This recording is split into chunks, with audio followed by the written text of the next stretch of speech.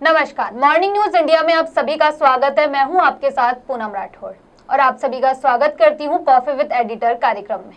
हमारे साथ मौजूद हैं एडिटर डॉक्टर उरुक्रम शर्मा। अगर अभी सचिन पायलट अपनी नई पार्टी बनाते हैं तो जो आरएलपी पार्टी के सुप्रीमो हैं हनुमान बेनीवाल, उन्होंने भी एक बयान दिया है जिसमें हनुमान बेनीवाल कह रहे हैं कि अगर सचिन पायलट पार्टी बनाते हैं तो हम उनका समर्थन करने के लिए पूरी तरीके से तैयार है। तो ऐसे में अगर सचिन पायलट को आरएलपी समर्थन दे देती है या फिर आप भी सामने आती है कि हम भी पायलट को समर्थन देने के लिए तैयार है, तो क्या इतने समर्थन के बाद पायलट ऐसा कदम उठा सकते हैं? राजस्थान की राजनीति की बात देखिए आप। राजस्थान के अंदर जो वोटर है, हाँ। बहुत समझदार वोटर है। वो अपने वोट की कीमत को समझता है। वो कहीं भी ऐसी जगह वोट नहीं देता जहां उसका वोट वेस्ट हो जाए। ठीक है। आम आदमी पार्टी राजस्थान के अंदर भी कोई आधार नहीं है उनका। अभी आम आदमी पार्टी के जो मुखिया हैं अरविंद केजरीवाल, हाँ। वो राजस्थान के दौरे पर आ रहे हैं। हाँ। वैसे तो केजरीवाल ने हिमाचल का दौरा भी किया, हाँ। गोवा भी उसमें पूरी ताकत से लड़े, उत्तराखंड में पूरी ताकत से लड़े, लेकिन हाल सबको पता है कि क्या बुरी स्थिति हुई है उनकी। और राजस्थान में तो शायद में भी नहीं आएगा, बिल्कुल नहीं आएगा। राजस्थान में कोई वजूद भी खड़ा नहीं होगा। आप देखिएगा इनका, ये सिर्फ वोट कटर का काम करेंगे। और वोट कटर किसका होगा? कांग्रेस का होगा। कांग्रेस का होगा।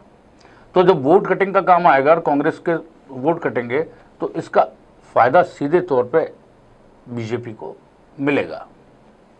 अभी अगर बात करी जाए पायलट और गहलोत की, तो दोनों ही नेताओं को आला कमान ने अभी दिल्ली भी बुलाया, दोनों के बीच बैठ के बात भी हुई। वहां पे मल्लिकार्जुन खड़गे भी थे और सचिन पायलट और अशोक गहलोत के साथ में राहुल गांधी भी वहीं मौजूद रहे।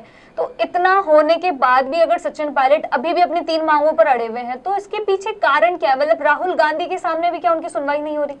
राहुल गांधी के सामने सुनवाई नहीं हो रही है, बहुत क्लियर है। हाँ। राहुल गांधी किसी दौर के अंदर बहुत खास हुआ करते थे ये। हाँ। प्रियंका गांधी के भी ये खास हैं, लेकिन अभी उन्हें वहां से वजूद नहीं मिल रहा, उनको महत्व नहीं दिया जा रहा। हाँ। दूसरी बात आपने बात करी कि खड़गे के उस मौजूदगी में मीटिंग हुई। हाँ। तो राजनीति में कभी समझौते नहीं होते हैं। हाँ। ये मान के चलिए आप। राजनीति में सचिन पायलट के निशाने पर है मुख्यमंत्री की कुर्सी। अशोक गहलोत उस कुर्सी को छोड़ने के लिए तैयार नहीं है। बीजेपी इन दोनों की लड़ाई में अपना रास्ता ढूंढने रही है और हर उसमें अब यही चीजें तलाशी जा रही है। अब देखिए आप, इस समय नकल प्रकरण के अंदर जो परीक्षा हुई, हाँ। उसके अंदर ईडी की एंट्री हो गई राजस्थान, हाँ। में 28 जगह एक साथ छापे पड़े। ठीक है। सचिन पायलट ने यही कहा था कि जो कटारा को किसने अपॉइंट किया, हाँ। किसके रिकमेंडेशन से कटारा अपॉइंट हुए, ईडी का छापा उसी पर। ईडी का छापा कटारा के बेटे पर 50 लाख के जो इन्वेस्टमेंट बॉन्ड्स, म्यूचुअल फंड्स वगैरह मिले हैं, कई असेट्स उसकी प्रॉपर्टीज की मिली है, तार से तार जुड़ेंगे। हाँ। और अभी इसके अंदर देखिए जो सुरेश ढाका है, हाँ। सुरेश ढाका का जो मामला सामने आ रहा है उसमें एसओजी का बंदा भी, एक ऑफिसर भी सामने आ रहा है। तो जब ईडी की एंट्री हो गई तो सचिन पायलट की जो डिमांड्स है उसको वेटेज मिल गया। हाँ। क्यों? क्योंकि वो यही डिमांड्स कर रहे हैं कि हाँ। जांच क्यों नहीं करा रहे, क्यों कटारा को किसने अपॉइंट किया ये बताया जाए। तो यह कुल मिलाकर एक तरीके से ईडी की एंट्री भी सचिन पायलट के कंधों पर एक बीजेपी का हाथ है। यानी कि कुल मिला के बात इतनी है कि बीजेपी कहीं ना कहीं सचिन पायलट को लेकर एक गेम प्लान करके चल रही है कि सचिन पायलट के, जैसे कि अब यात्रा की बात हो या फिर अनशन की बात हो, और अब फिर से जो चल रहा है कि जिस तरीके से सचिन अपनी मांगों पर अड़े हुए हैं, उसको लेकर कहीं ना कहीं भाजपा में भी बहुत उत्सुक है और भाजपा उसको लेकर बहुत सपोर्टिव रही है। और अब जिस तरीके से आपने बताया कि ईडी का आना, तो यानी कि कुल मिला के हम कह सकते हैं कि चुनाव आने से शायद कुछ बड़ी घोषणा हो सकती है। देखिए, सबसे बड़ी चीज आप इसको देखिए, जो गणित है वो राजनीतिक गणित ये कहती है कि बीजेपी का पिछले 10 साल का आप एक हर डिसीजन के ऊपर एक निगाह डाल के देखिए, बीजेपी कभी भी सचिन पायलट को कुछ नहीं देगी, ये मान के चलिएगा आप मेरी बात। क्योंकि सचिन, मुझे लगता है कि भाजपा के पास खुद के पास ही इतनी सारे फौज लगी हुई है। दूसरी, सचिन के कंधे पे बंदूक रखकर बीजेपी सत्ता की कुर्सी का रास्ता निकाल रही है। सचिन इस बात को समझ नहीं पा रहे अभी।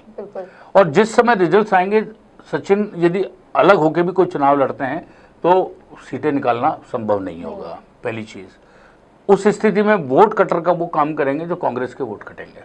बीजेपी का सत्ता में आने का रास्ता क्लियर हो जाएगा।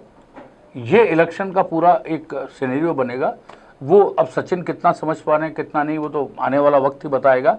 लेकिन 11 तारीख वाली जो इनकी जो राजेश पायलट की पुण्यतिथि पर जो एक आयोजन कर रहे हैं ये, उसमें निश्चित रूप से सचिन दहाड़ लगाएंगे, हुंकार भरेंगे और उसके अंदर धमकी भरे स्वर भी होंगे, चुनौती भी होगी मुख्यमंत्री अशोक गहलोत को दोबारा से।